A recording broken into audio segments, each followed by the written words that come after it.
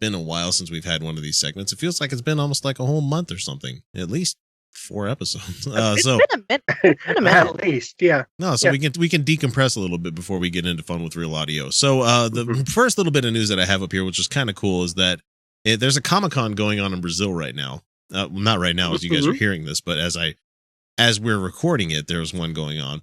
And they did some debuting from Marvel about the new Spider-Man Homecoming movie. Yeah, they did. Yeah. And Peter Parker, his suit has the spider web underarmy things that came from it was the Steve Ditko from the old Ditko series of the Amazing Spider-Man. Yeah, that's right. So he's got those little web wingy things that help him glide between buildings and stuff. So he's taking all sorts of shit from Tony Stark to upgrade himself before the movie even begins. So I'm happy to see that. So I'm getting a little more excited. Great. I'm not normally a Spider-Man person, but I'm actually pretty excited to see this because his portrayal in Civil War was amazing. I did enjoy it. Let's see. This one's for a bunch of us here. Broadway is getting the Harry Potter and the Cursed Child starting spring of 2018. Which means we will be able to buy tickets for it sometime in 2033, I would think. Yeah, that's about, yeah. Yeah, it's going to be sold out for a little while. Harry Potter totally lends itself to a Broadway play, though. Like, that, like, it does. It totally lends itself to that over-the-top. Now, as I'm going back and watching all the older movies and everything, when you get to like the teenage years of the Potters, so like when you get to like 14, 15, something like that, there's a lot of jocularity that's happening in the movies. And I'm like, yeah, I don't remember school being that much of a, giving each other shit kind of thing as they seem to be doing in the movie. I don't know if it's because it's a Hogwarts thing. I don't know. Or maybe I've been not a teenager too long, so I don't remember. Or maybe you're not British. Could be that too. Could be. It could be. That could be a British thing. Could be a boarding school thing too. I don't know. Could be. Could also be a normal person thing. Yeah, I don't know. Yeah, not a normal person. Yeah. Not an outcast thing. Not an outcast thing. You mean? Yeah. Okay, not an outcast thing. Got it. Okay. So, you were the weird. Who's anyway? If you guys have seen the book or at least read part of the play for Harry Potter and the Cursed Child, there's a lot of people that are shitting on it, and I've heard a lot of people shitting on it because they say this isn't a Harry Potter book because it's not really a mystery. It's a time travel story, I don't know why people just have to shit on everything. There's some people that do.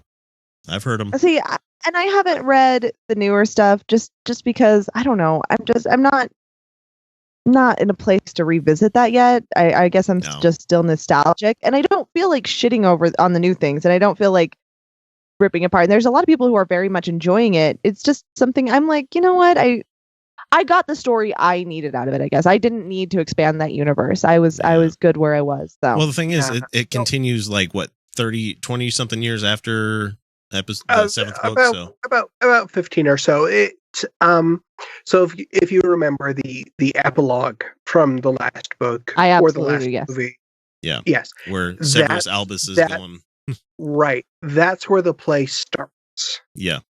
And he's all concerned about what house he's going to be sorted into. Right.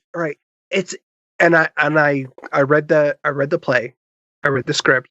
It's actually really good.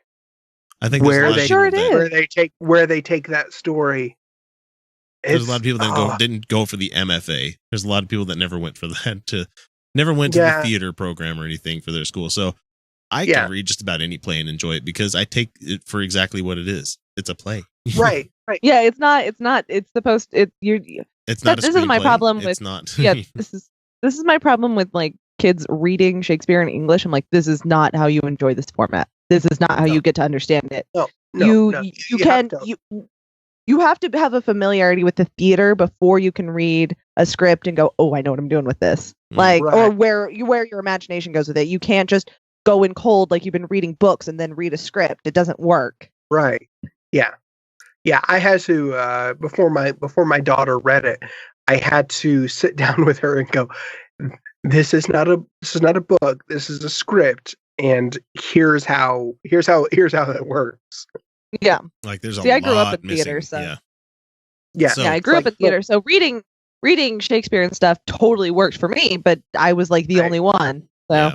Mhm. So who has their tickets to Rogue One yet? I haven't bought mine yet.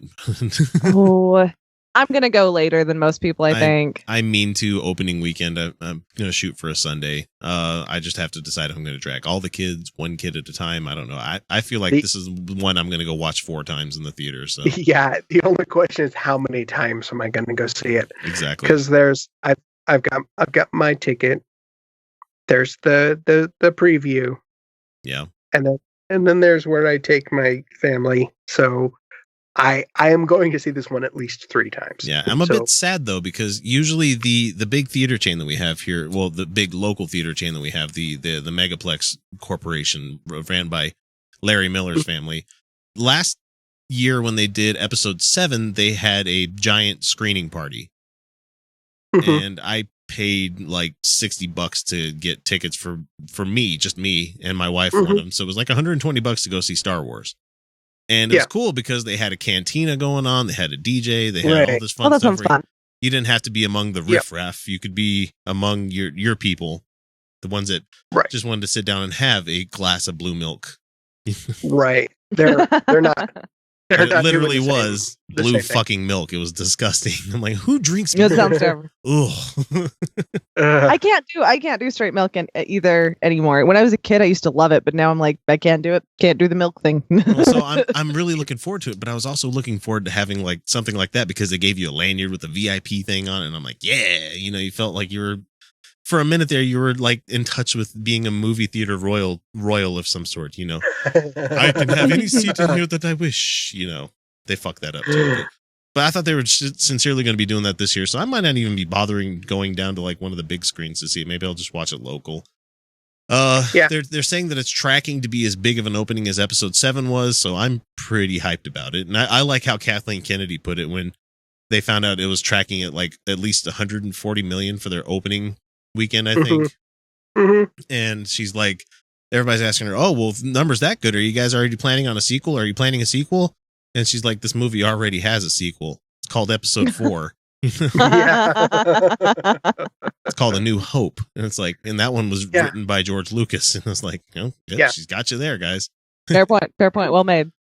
Yeah. I also oh God, just to sidetrack a little bit.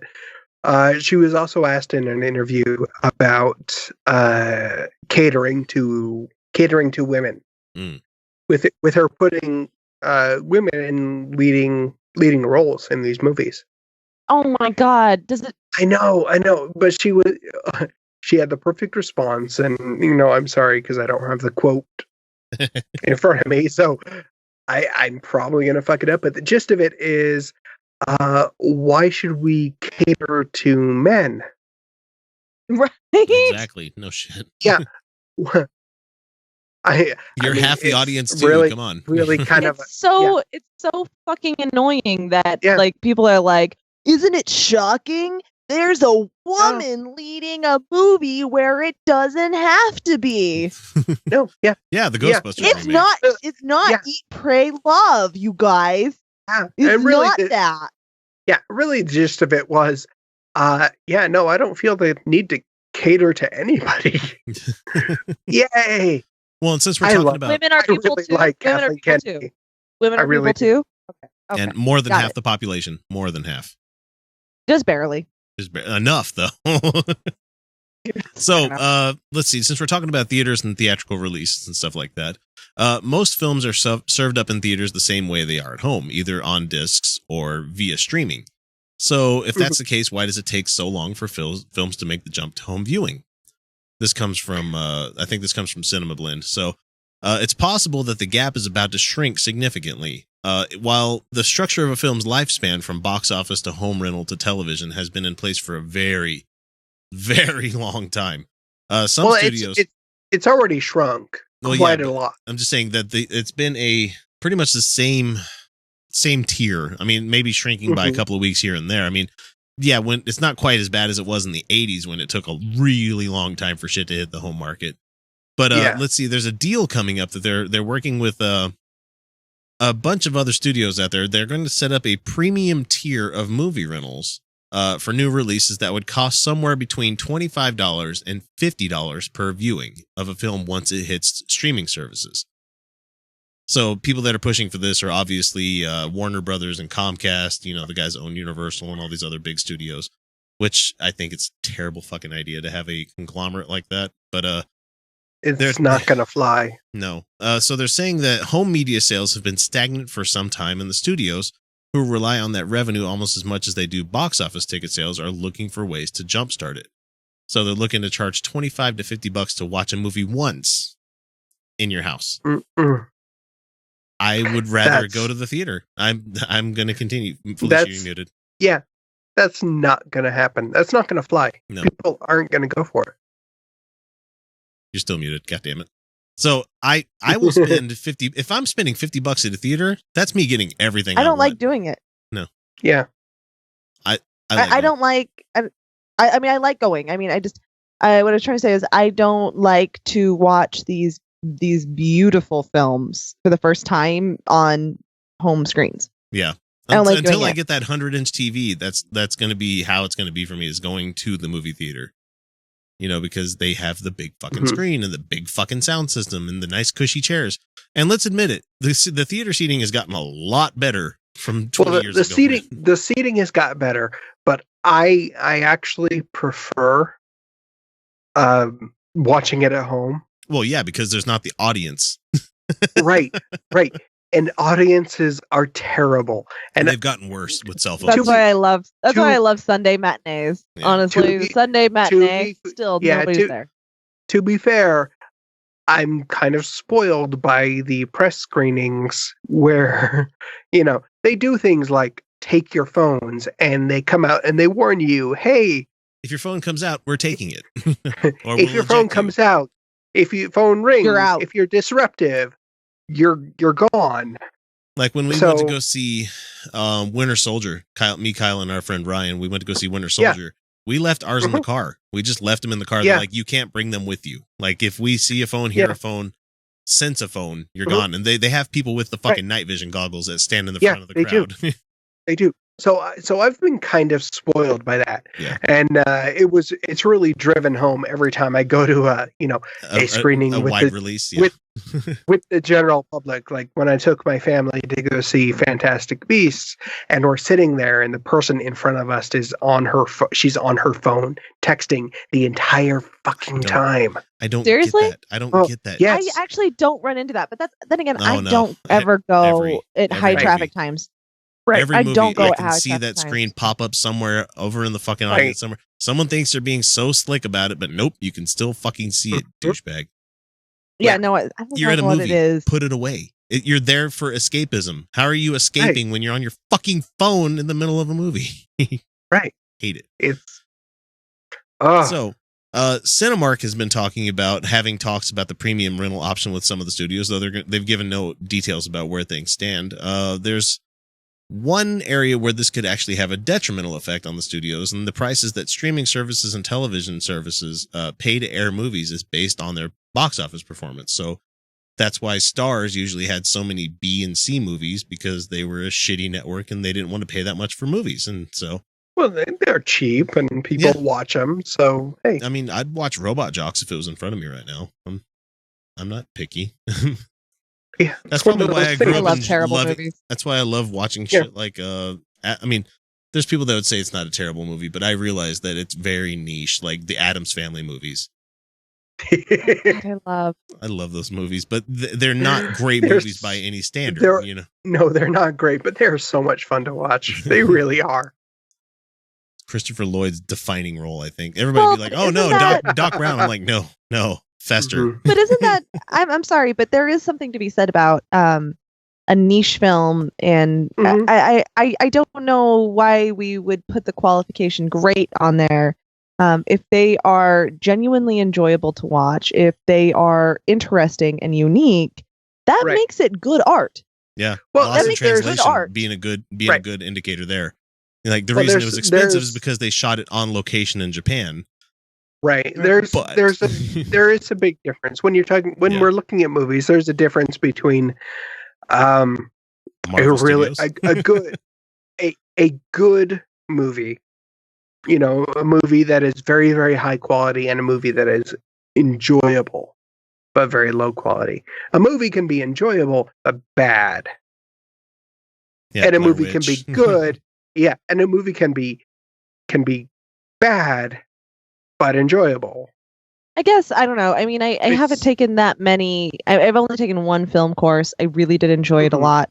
But I guess it's just my overarching perspective on art, where it's like the quality of the art piece is irrelevant. Does that make sense? Like, I have seen brilliant art. I've seen brilliant art done in finger paints for toddlers. Like, you're just like, goddamn. Yeah. Right. So a really good example is I've watched some very beautifully filmed, beautifully shot, beautifully written films that are unwatchable. Yeah. I can't, like, you can't sit and go, I can't watch this. 1982 Dune. Because there's like no 1984. There's like, I think it was 82 when it came out. No, was it 82? No, it was 84. Was it 84? 84. The book movie is 1984. They released the movie in 1984 for the book. You're right. 1984. Right. December 14th, so almost 85. I remember my parents taking me to that. I did not find that film unwatchable. I did not find that film unwatchable. Is it just that I was making a joke? Weird? Am I the weirdo here? No, I love that movie because I love that movie. But yeah. Anyway, no, I love that movie too. It's not a good movie by any stretch of the imagination. See, I'm just not understanding. I get what you're trying to express, but I am not understanding the measure of good movie really because here. It's subjective to the person. That's the thing. It's subjective. It's the fight. It's the fight that critics have with audiences all the time. Or critics say, this is not a good movie. But Suicide Squad. Yeah. Fucking loved it. As a fan, I loved it. But as a critic, I could be like, I could see why people didn't like it. Right. No, but as a fan, as somebody who loves superhero films, didn't care for it. And as somebody who loves to overanalyze art, didn't love it. I didn't feel like it hit. I didn't feel like it hit the art, and I didn't feel like it hit the entertainment. As DC fanboy, I was losing my shit watching that movie because I'm like, I can't believe they did that. I'm like, that's such a callback to this issue, that issue. I remember this whole arc. I remember this thing, and I'm like, they were playing such fan service to the people that. Oh God, yeah, DC is terrible at that. I love them for it, but at the same time, you're just alienating your audience. Well, I mean, and that's the thing is that the DC comic stories themselves are great stories. I'm not well versed in them, but I totally consider comics to be a legitimate form of storytelling. Yeah, Batman. He's about to jerk himself off. That's, by the way, that's the shittiest version of Batman. Oh, I know. It was $1. He just held up an action figure for people who are listening. He just held up an action figure because most people are listening to this, not seeing it. No, I mean, I truly believe that comics are a completely legitimate form of literature or storytelling, I guess we could say. Literature, I wouldn't say so, just simply because literature means just words, right? But it's hard to define. Any hooser. No, I think that comics are a beautiful, wonderful method of storytelling, and I find them absolutely legitimate. But so I can see where Kyle's coming from. I can see where you're coming from on this. Yeah, we got to move on because we got a couple of things. Damn it! Why do we have to move on? Because this is a great topic. Why do we have to move on? Okay, because I have to talk about. I want to discuss this. I want to discuss this. I want to get into the weeds on this. Since we're talking art and subjective and all this other fun shit that we love doing, Hideo Kojima. I don't know if many people know who that is. I know who it is. People that know video games know who this is. He broke up with Konami like a year or so ago after Metal Gear Solid 5 came out. People that aren't video game people are not going to know what the fuck I'm talking about. Again, another legitimate form of storytelling, video games, one that I am only vaguely a part of every once in a while. You might be interested in this one. Totally think it's shit. You're going to be interested with this one because he has a new game called Death Stranding, and he presented it at the Game Awards like last night when this is recording, so on a Thursday. It's the first time we've seen something about this game since the E3 2016 premiere, which was like nothing at all. What it does is Guillermo del Toro. Guillermo del Toro. Who's been working with Kojima on a game that was going to be called Silent Hills, which was going to have Daryl from The Walking Dead in it. Okay, I actually really like the Silent Hill storyline. Again, I've only seen the movie, but then I like read about it and stuff, and I dig the content. In this one, like Del Toro has put himself into the game. I mean, he's not a producer, he's not a movie maker in the thing, but his character is modeled after him. Like they digitized him and put him in the game. Like he's an actor in the game. But also in the game is Mads Mikkelsen, who you might remember as Hannibal from the TV series for Hannibal. Anybody? Yeah. He was also the bad guy in Doctor Strange. The one that was I can't remember. Yeah. He's good. He's good. He's really good. So I'm really looking forward to the bleeding eye guy from. Oh, and yes, Norman Reedus is in this one, so he is returning for this one. So Norman Reedus, Mads Mikkelsen, and Guillermo del Toro in a video game. So I'm fucking there, because I like anything that Mads puts himself into. So that sounds fabulous. And I just have to bring in some video game stuff. So I wish I had time. I wish I had time for video games. Oh my god! I will buy it and I'll wait to play it for a long time. Yay. Yeah. So we also I'm at the point where I need to afford a gaming console is really my issue. Well, you got a computer, so you can play this one coming up. There's a game called Shovel Knight. Oh god, not on this computer. No, this one is like one of those retro-ish 16-bit kind of thing, so it doesn't take much. So this one's a sequel to the original Shovel Knight, which was kind of fun. Which was how's the best way to describe it? Like I said, it plays a lot to people's sentimentalities of being like a 16-bit, 32-bit gamer back in the day. Yeah. And so this one's a prequel to it. It's a new 16-bit, yeah. Yeah. But it's fun. It has the aesthetic of that kind of indie style that's out there. The first game was fucking phenomenal, and there's a sequel coming out. And I just want to get a little bit of gaming news in there because I don't want people to think we talk just video. I mean, not video, but TV movies and stuff like that. But we are going to go quickly in as much as we can into Westworld. Probably give it about 10 minutes. So Westworld discussion. The season finale is going to be coming out before tomorrow, isn't it? No, Sunday. No, not tomorrow. Sunday. But you guys are going to be hearing us on Wednesday, so you're going to have to. Maybe we'll do a quick. Oh goddamn. Maybe we'll have to do something like that. But this show. Well, they've already done the goddamn. Yeah, they did that. Yeah. Well, I'm gonna disappoint people. I'm watching it. We are. I'm enjoying it. We are going completely spoilers. Oh, so if you are not watching this on HBO, you might want to shut it off for like the next 10 minutes. So yeah, plug your ears if you care about spoilers. Yeah. So anyway, now that we've given you guys the warning, what do you mean? I'm watching it. Yeah. I'm watching it, and it hasn't gripped me. Like I'm still in. I'm still broken. Watching it. Like it's enough. Really? I'm like, yeah, no. I love the Madge character, the prostitute character. Like she's the one who's like, I'm taking ownership of my life. I love Mage, right? Oh, yeah. Maeve. Madge? Yeah. Maeve. Yeah. Maeve. Mm-hmm. Maeve. Excuse me, Maeve. Yeah. Maeve. I love her, but I'm still waiting for the moment where I'm like, oh, now I'm in. Okay. So like I the whole nothing revelation that Bernard was Arnold, like a host version of Arnold, that didn't strike you?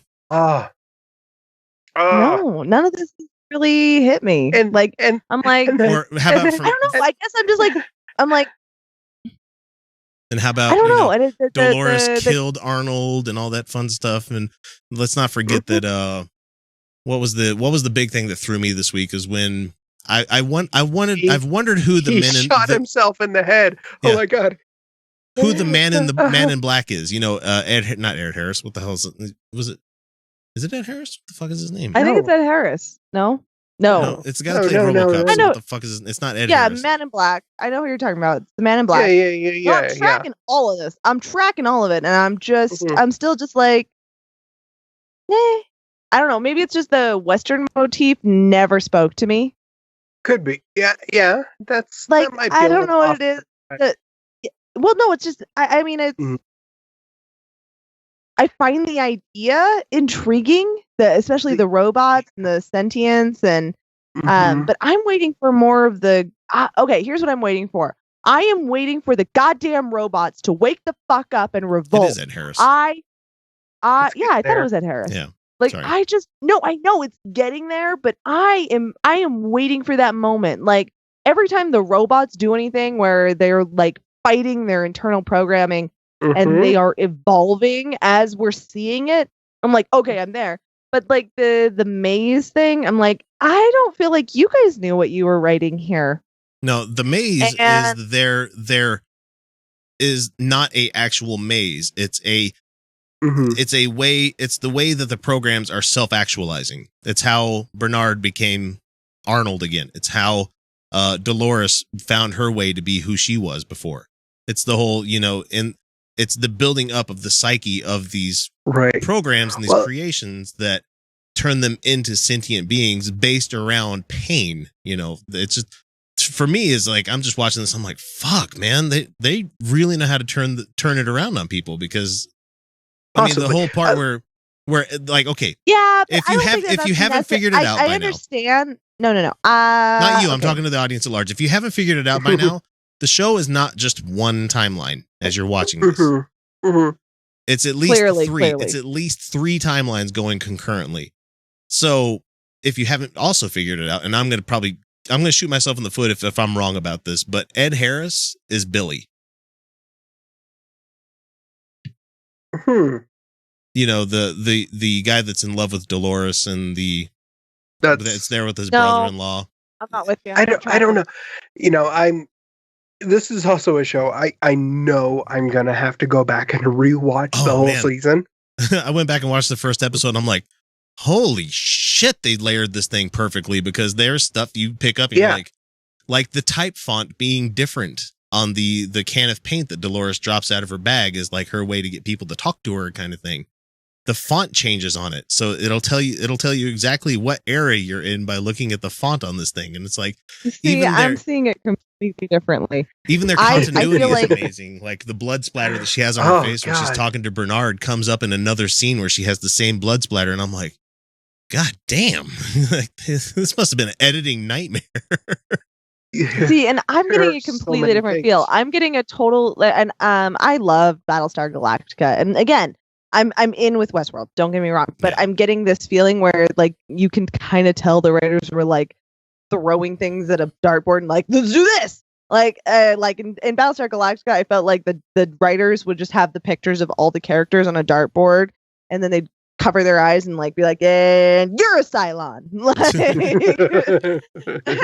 So I don't feel like, and there's actually some legitimacy to this, is that the entire this was actually filmed over years, and there was a lot of changeovers in the writing staff and everything, and so I don't feel like there was a cohesive, cogent story when they began. I don't feel like that's there, and so I feel like I'm not.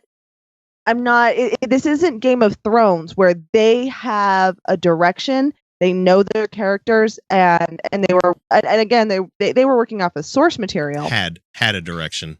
No, they still have. I know, but they don't have a finished book in their hands for. No, but they know where they're going. I know that's what I was going to.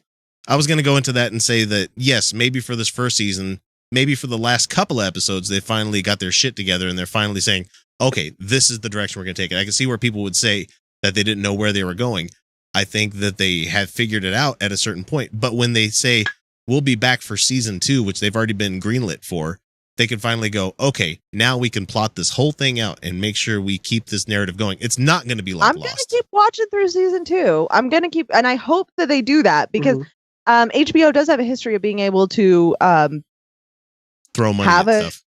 Well, have a storyline and be like, okay, we're done now. Like, I know they've done that with other stories, right? Be like, okay, we're done now. And have where you're not just building on just nonsense. Yeah. But this first season, I feel like there's been so many things where I'm just like, nah, I don't know where you're going with this. And it's not even like I don't know where you're going with this. I'm just like, you don't know where you're going with this yet. And so that is entirely it's entirely possible they don't know where they're going yet. But I like being on for the ride. That's the thing. I want to see where they're going. I'm in love with the concept. I really am. And come on. To be honest, actually personally, there's so many boobs. I'm there. Yeah. Yeah, I am basic like that too. Yeah. I enjoy the fact that you have a show where you can make grandiose statements about it. Like, I think Dr. Ford could be the only human left on Earth after some sort of huge calamity, and he's in his own theme park just fucking around and having fun with stuff. Oh, God. Because we saw the underground of this place, and it's decrepit and falling apart and everything. So, I mean, you never know. Maybe it's like a Matrix kind of thing. This has all happened before. It's going to happen again. Don't say that.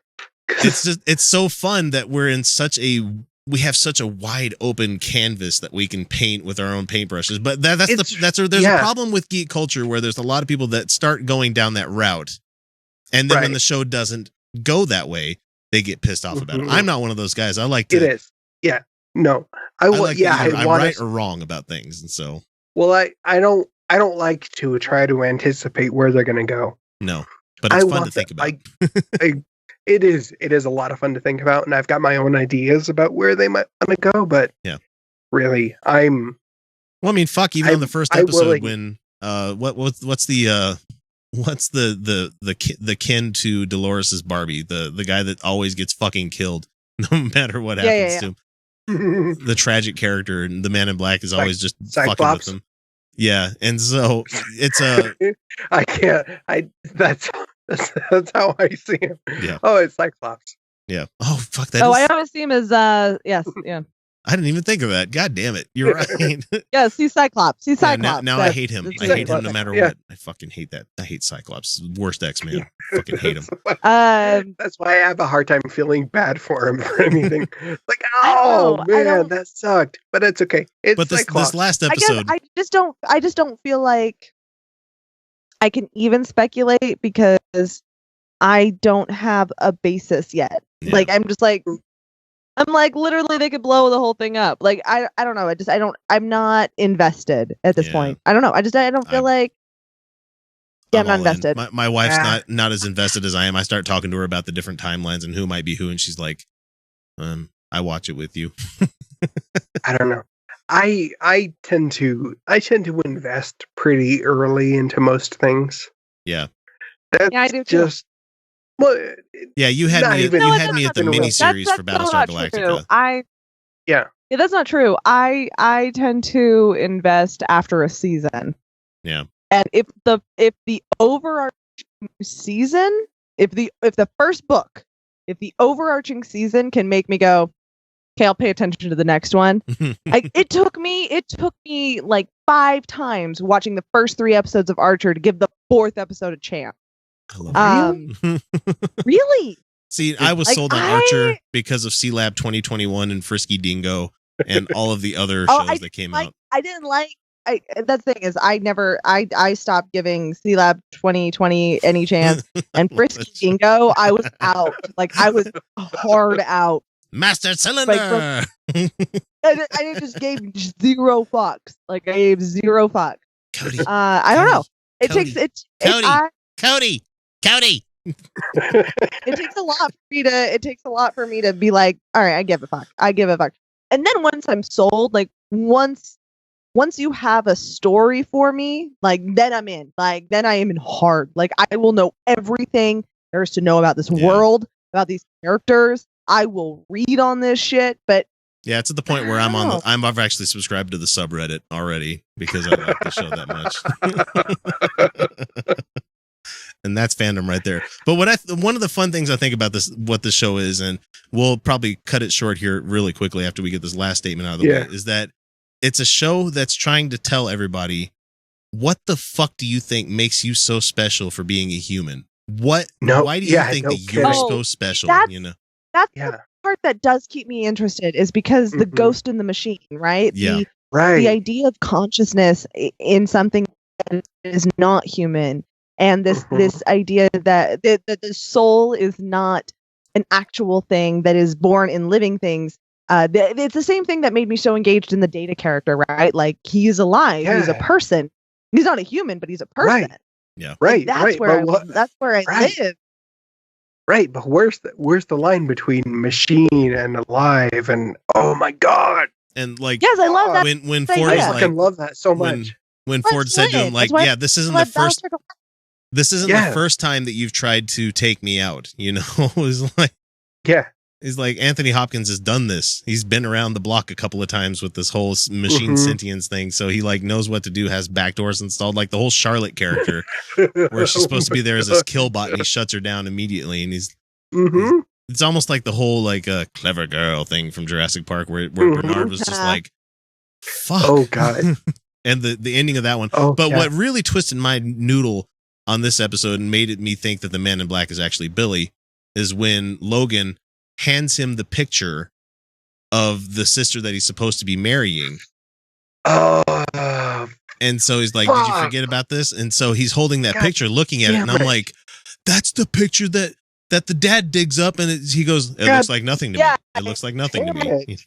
Yeah, this is clearly a separate timeline. Yeah. So, but that's like I'm interested. I'm still, like I said, I'm still in. I'm just not like geeking out yet. It's a good show. I like it. It's if you're on HBO, why not watch it? I mean, if you're paying monthly, why not? So it's a show to think about. There's something there for everybody, and I quite enjoy it.